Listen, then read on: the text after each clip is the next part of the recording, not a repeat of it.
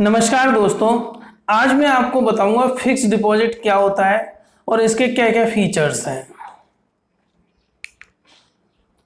सबसे पहले हम जान लेते हैं कि फिक्स्ड डिपॉजिट क्या है। फिक्स्ड डिपॉजिट एक्चुअली आप जो डिसाइड करते हैं कि कुछ एक जो आपकी जो सेविंग है वो आप बैंक में रखना चाहते हैं एक फिक्स टेन्योर के लिए। मतलब यानी कि आपकी जैसे 1 लाख 2 लाख रुपए जो भी सेविंग है वो आपने चाहा कि मैं बैंक में रख दूं, लेकिन उसका टेन्योर फिक्स रहेगा। वो आप डिसाइड कर सकते हैं 1 साल 2 साल 10 साल तक के लिए।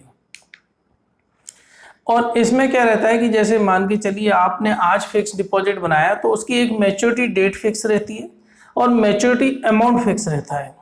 मतलब आज से साल भर बाद मुझे इतना पैसा मिलेगा तो उतना ही पैसा मिलेगा, उससे कम ज़्यादा नहीं होता।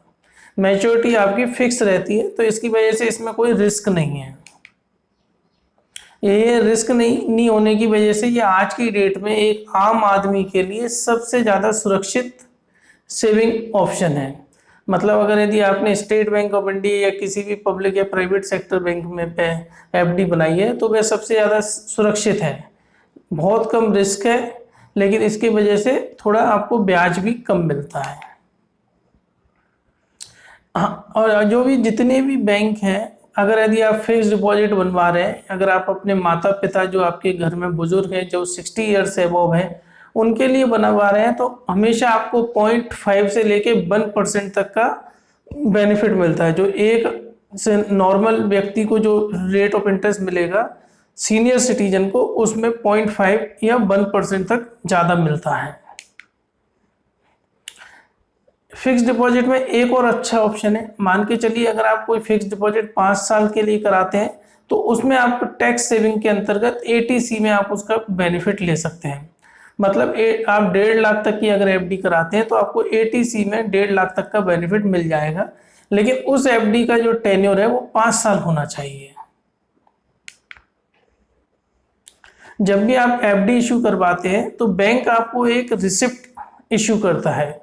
जैसे ये स्टेट बैंक ऑफ इंडिया की रिसिप्ट है, आपको इस तरह की एक रिसिप्ट मिलेगी जिसमें आपकी सारी डिटेल्स होंगी कि आपने एफडी कितने अमाउंट की करवाई है, कितने टेन्योर के लिए है, आपको मैच्योरिटी पे कितना अमाउंट मिलेगा और मैच्योरिटी किस डेट को होगी।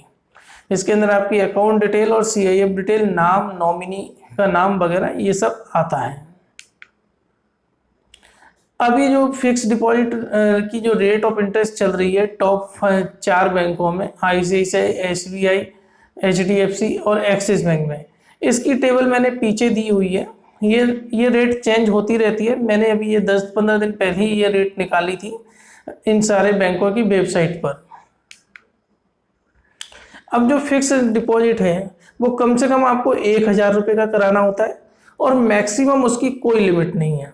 आप 1 करोड़ 10 करोड़ कितने का भी फिक्स डिपॉजिट करा सकते हैं। जो फिक्स डिपॉजिट है उसका टेन्योर 7 दिन से लेके 10 साल तक का रह सकता है। यानी कि आप मैक्सिमम जो फिक्स डिपॉजिट करा सकते हैं वो 10 साल तक का टेन्योर का करा सकते हैं।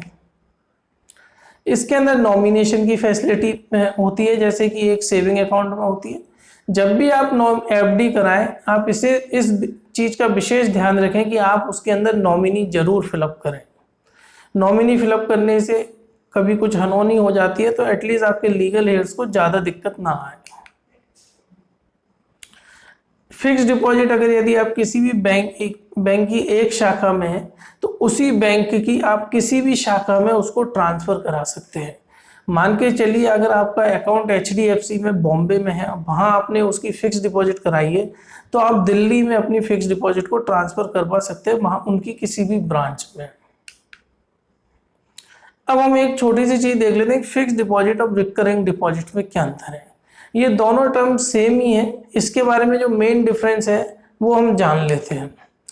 फिक्स डिपॉजिट में क्या होता है कि आप एक अमाउंट एक साथ रख देते हैं। रिकरिंग डिपॉजिट में क्या रहता है कि आप हर महीने डिसाइड करते हैं कि मैं 1,000 रुपये 10,000 की क्या मेरी सेविंग है उसकी एफडी बन जाएगी।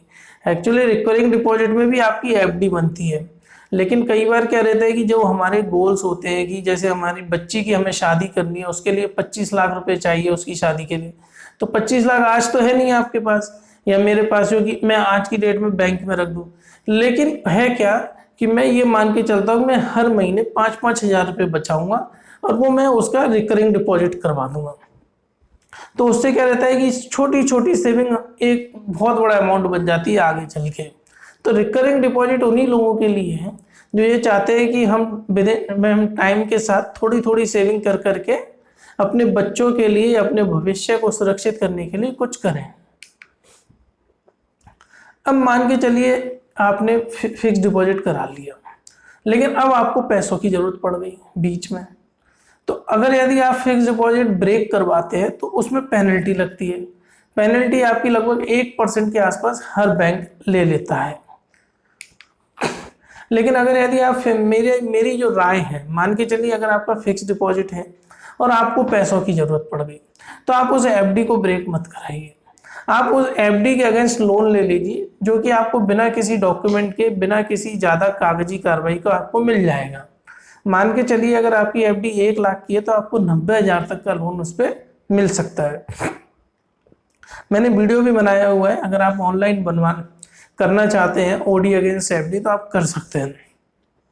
तो मेरी यही राय है कि आप अपनी एफडी ब्रेक मत करिए, आप उसके अगेंस्ट लोन ले लीजिए और तब आपकी से पूरी हो जाए तो आप उस लोन को चुकता करके अपनी एफडी को मुक्त करा लीजिए।